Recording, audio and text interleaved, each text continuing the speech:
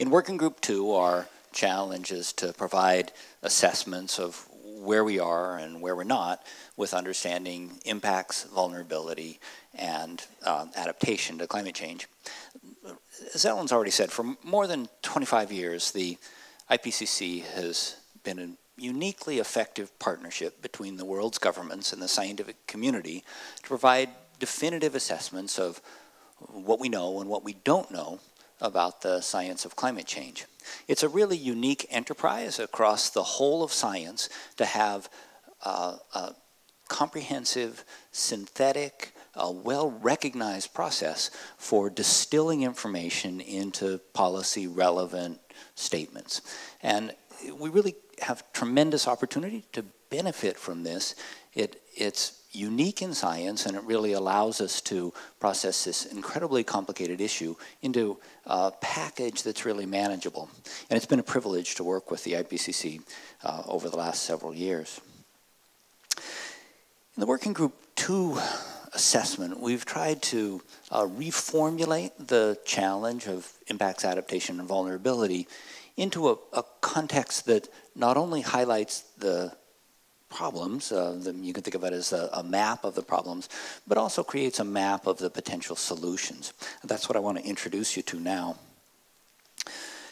And in order to understand the way we think about the climate challenge, it's important to recognize that the risk of climate change impacts really emerges from the overlap of three very different kinds of factors. One is the hazards, the triggers, the high temperature, the heavy precipitation, the strong winds that are driven by either climate variability or climate change. The vulnerability, the essence of who's susceptible to harm and why. And the exposure, what kind of assets are out there in harm's way. And it's really from the overlap of these three sectors that the risk of climate impacts emerges. When you look at the overlap of these three sectors, you can see that they're in a context where very different processes influence different components. The hazard component is influenced by the physical climate system of both the natural variability and the changes in climate that are caused by human actions. Vulnerability and exposure are driven by social and economic processes.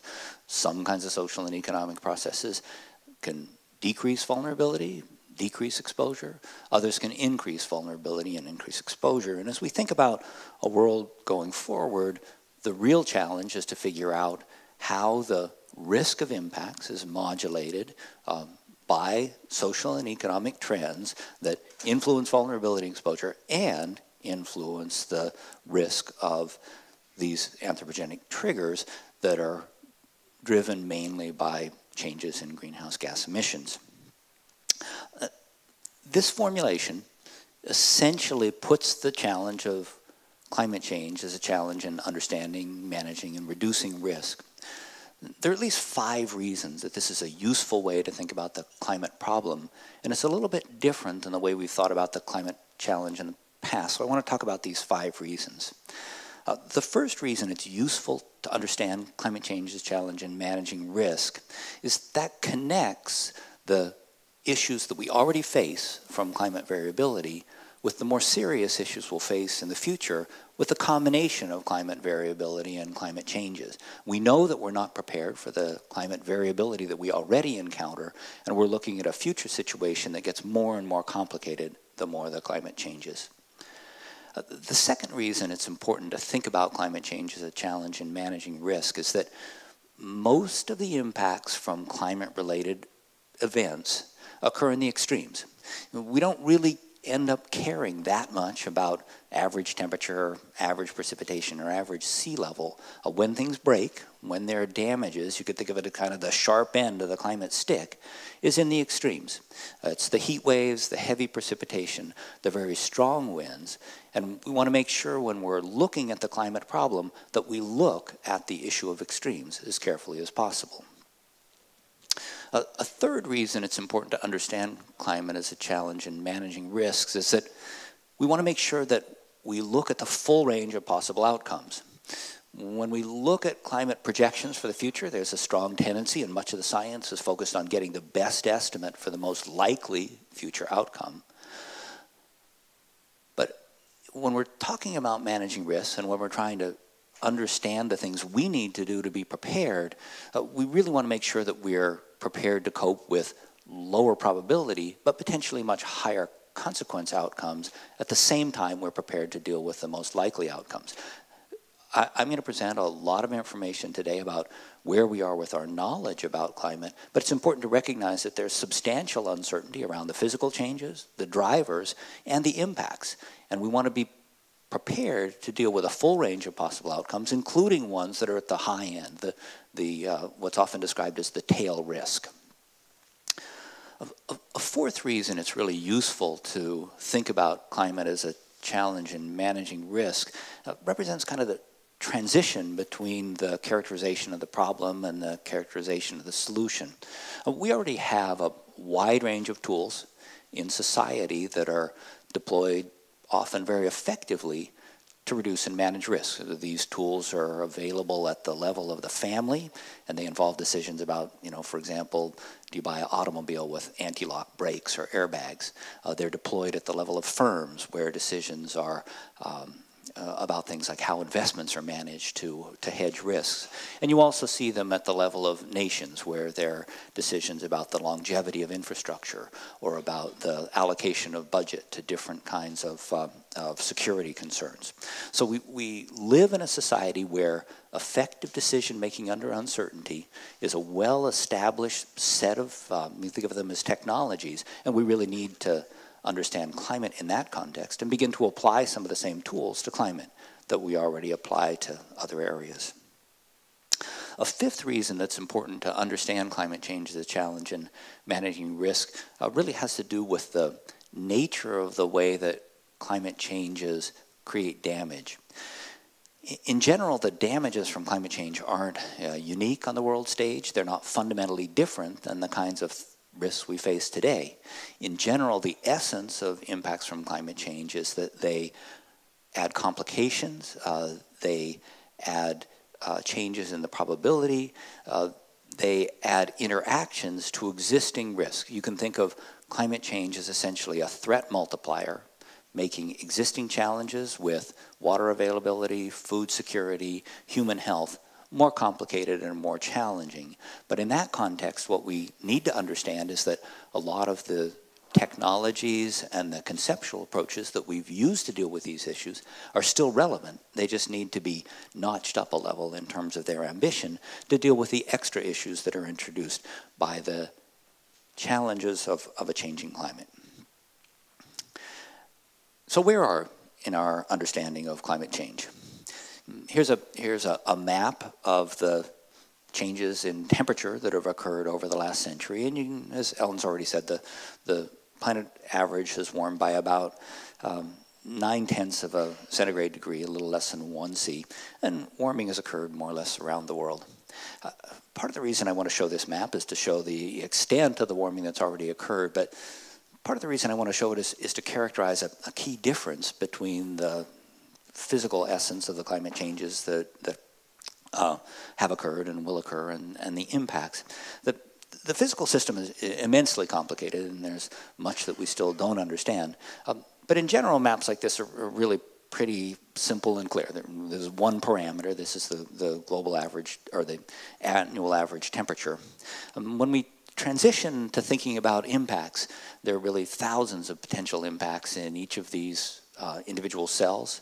There's a possibility of long-range interactions, teleconnections between the impacts, and a possibility of very long delays in the way the impacts affect us. It makes it really important to recognize that dealing effectively with impacts of climate change is going to require burrowing in and paying a lot of attention to the details at the local scale. And those are details that I certainly can't present here today. But I do want to provide a characterization of where we are in understanding impacts. And the big difference between where we were a few years ago and now is that we already live in a world where impacts of the climate changes that have already occurred are very clear. The way I describe it is that the impacts of climate changes that have already occurred are widespread, and consequential. We've seen impacts from the equators to the poles, from the coast to the oceans, all continents. Yeah, here's a map that gives you a feel for the kinds of impacts that have already been observed and attributed with some level of confidence to climate change. There are impacts on physical systems. These are things like the position of glacier snouts, stream flow, the existence of high temperatures and heat waves, coastal erosion. There are impacts on natural systems. Many of these concern the timing of plant and animal activity.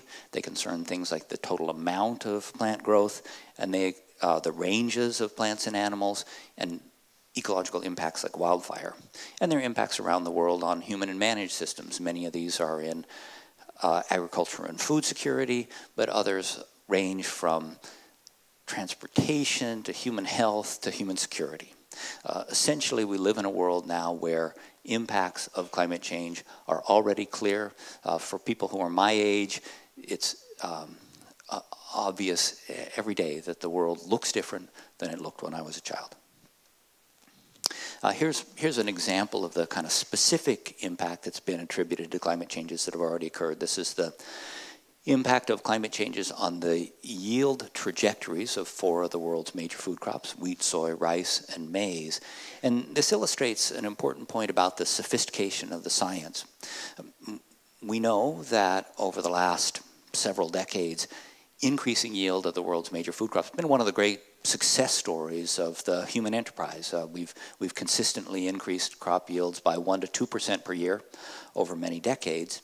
And when we attribute an effect of climate change on that trend, or we're attributing a trend of the climate impact against a moving baseline, an increasing baseline. And what we've seen is that over the last few decades, the effect of the warming that has already occurred has decreased the rate of increase in wheat yields by something like 2% per decade. You can think of climate changes as an anchor on the steady progress that had been made in increasing yields. With maize, that effect has been about 1% per decade. Again, an anchor making it more difficult to increase yields moving into the future, a future where demand for food is, of course, going to be steadily increasing. And there are lots and lots of examples where the technical details indicate strong evidence for human effects on, or for climate effects on impacts that have already occurred. And there's similar trajectories in vulnerability. Let me talk a little bit about the essence of vulnerability.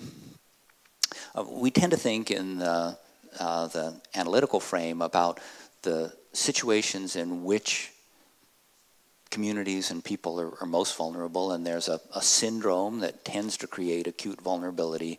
It's a syndrome that's driven by poverty, lack of access to resources, limited agency, inequalities due to race or gender, poverty, illness. And those are certainly among the greatest challenges we face, and one of the reasons that climate change needs to be tackled with an international agenda.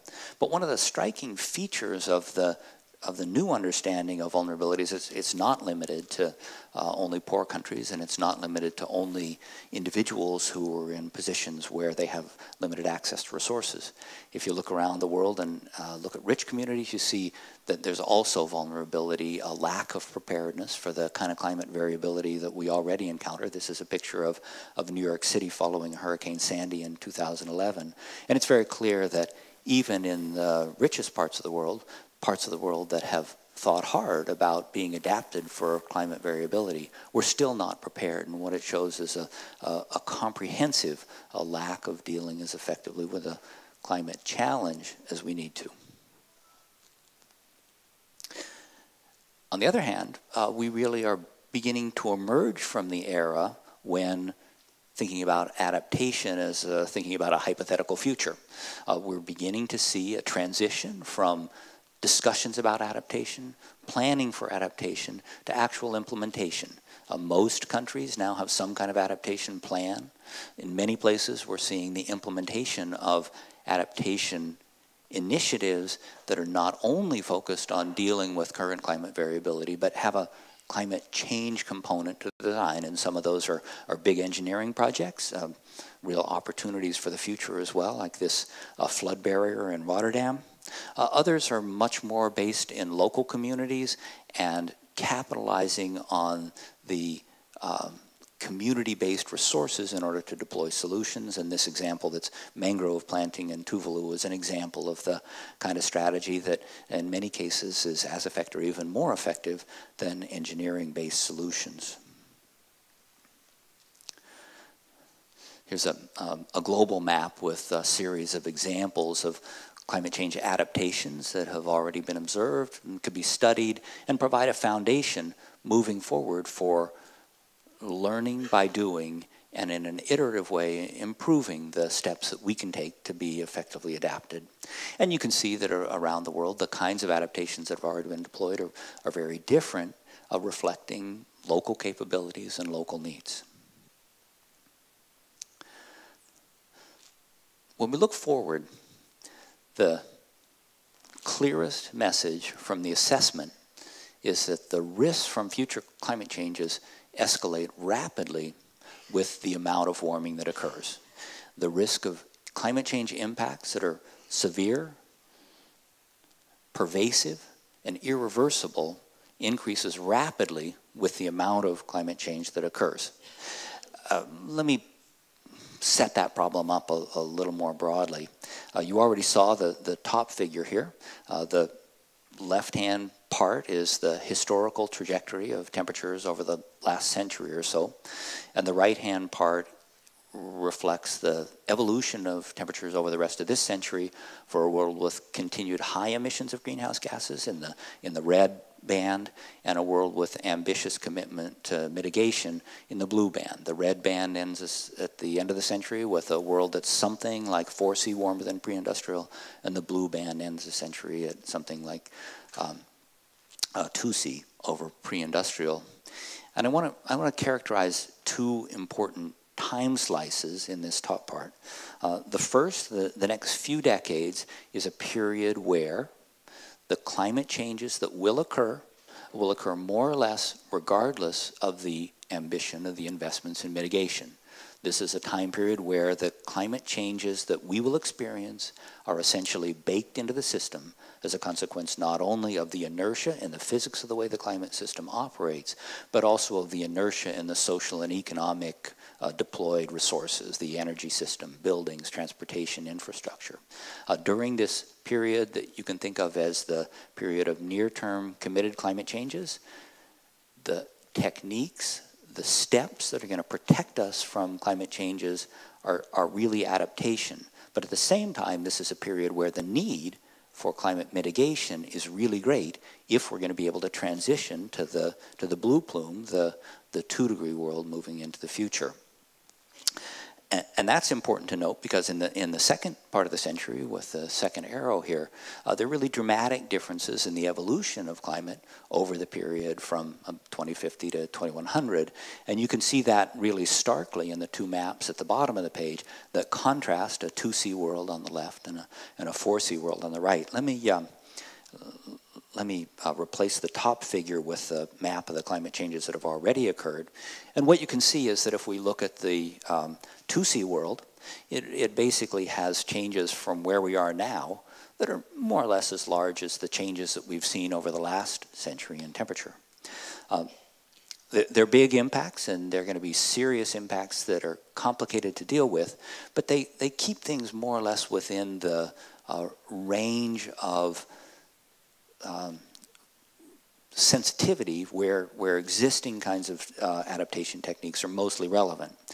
In the 4C world, the one that is on the right-hand side, we're living in a world that's dramatically different. One of the important features you see from the map here is that most land areas warm by substantially more than the global average, with the high latitude countries warming the most, in most areas in the high latitudes more than 6C by the end of the century.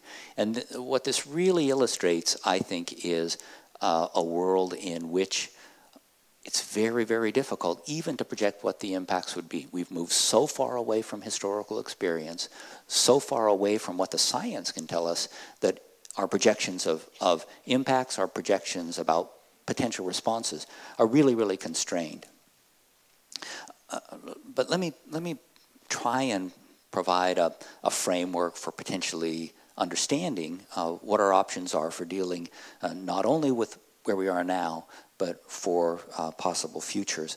And in order to do that, let's think about 4 time period climate outcomes where we'd like to be able to understand the risks. So we face present risks. We'd like to understand what those risks are, where they're highlighted, where they're most important, where they're most difficult to manage. We need to understand what happens during the next few decades when the climate changes that we'll encounter are mostly baked into the system and where the options for dealing with the short-term issues are mainly concentrated on adaptation. And we'd like to understand what the long-term risks are for the end of the century and how those contrast between a 2-degree world, a world with ambitious investments in mitigation, and a 4C world, a world of continued high emissions. So just nominally, I'm going to show you a bunch of figures from around the world that map expert assessment of key risks determined on the basis of expert judgments by the IPCC author panel for the issues that are most pressing for regions around the world. And in general, the level of risk increases as we go from the present to the 4C world. I'll also provide an indication of where the expert judgment is on how much those risks can be dialed back by ambitious investments in adaptation. That's what's shown in the gray bars. And with this, you really see expert assessment of 4 possibilities that more or less frame what you can think of as the problem space and the solution space. Where we are in the present, what the adaptation deficit is, what we could do with increased investments in adaptation, where we're committed to go over the next few decades and how much of the risk we could decrease with more ambitious commitment to adaptation. And then for the future, what's the prospect for mitigation, the difference between the 4C and the 2C world, and to what extent can we use adaptation to cope with either the 2C or the 4C climate outcome. And one of the clearest features of the world at the end of the 21st century is that in the 4C world, the expert judgment is that there are very limited options for adaptation. Essentially, we've moved so far out of historical experience that adaptation techniques run up against profound limitations. It's not that we have especially clear insight as to what the technologies or the societies at the end of the 21st century are going to look like, but we run up against physical limits to what could be done to cope with the climate changes. So here is the expert assessment for several of the world's major regions. You can see that in Europe, the key risks are risks of flood, water availability, and heat. You can see the way that those risks scale as you move from the present through the near term in the 2C world and the 4C world. And you can see that moving around the world, there are different levels of different issues cause the key risks and different prospects for addressing those risks with mitigation and with adaptation. For some other regions, and one of the ones I want to point out is for coastal regions. Do I have a pointer here? The middle part here, you can see an example of how there are lots of issues for which the adaptation options are very, very limited. Here's a clear one. And moving around the world, you'll see that the main issue we face is in the 4C world, the combination of higher risk and lower prospects for effective adaptation. Here's a world map of a few of the key risks, and the 2,500 pages of the Working Group 2 report provide a really comprehensive assessment of what the scientific community feels are the key issues to be addressed, the way those risks increase with the amount of climate change that occurs, and the prospects for adaptation. You can think of this as the comprehensive map of the problem space, and in many ways it also provides the pointers toward the solution space. Before I dive into the solution space in detail, I want to talk about one more aspect of the problems, and it's a way to think about how we should set up the contrast between the cost of mitigation and the climate change impacts. It's attractive to say, well, why don't you just add up all the costs and tell me the number, and if it's worth it, we'll invest in mitigation. The challenge is twofold. First, the future impacts are not well known, and we need to be aware of the full range of possible futures. But it's also really important that the cost of the future impacts depends strongly on the values and priorities that different groups of stakeholders bring to the issue. And it's also important that many of the future impacts are very difficult to characterize in monetary terms. In fact, it's really inappropriate to characterize them in monetary terms. And you could see that with the representation we have here that sort of collects the impacts that have been explored into 5 different baskets. These baskets represent very different kinds of impacts that vary in importance depending on values, and that are often not at all easily connected with monetary values. The right-hand column is threats to unique and threatened systems. There's things like unique, rare and endangered species, historical sites, archaeological sites, international treasures that are really hard to put an economic value on. We've already seen an increase in risk with some, especially extinctions of rare species. Extreme weather events, we know that it's very difficult to project the risk of an event that might occur once a century, once every 500 years, but we know that's where the losses really pile up. And we've already seen increases in some important kinds of extremes.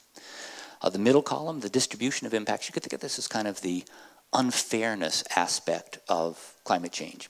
Ellen already spoke about the extent to which many of the impacts fall hardest on the poorest communities. And we know moving forward that many of the most severe impacts will fall on communities that contributed least to the problem and have the least resources for dealing with them. This unfairness aspect, really important, really difficult to quantify in monetary terms. The fourth column is global aggregate impacts. Some of these are easy to monetize. What's the overall effect on the global economy, if we knew what the global economy was going to do? But others are really difficult. What's the overall effect on food availability, fresh water availability, biological diversity? How do we evaluate these? And then the final column is sort of big deals in the long run. Risks of, for example, a loss of a continental ice sheet, where we'd be looking at a commitment to several meters of sea level rise over several centuries. How do you even think about that in the context of 2014 economic activity? If we look across these 5 categories of risk, you get a real feeling for the diversity of the challenges.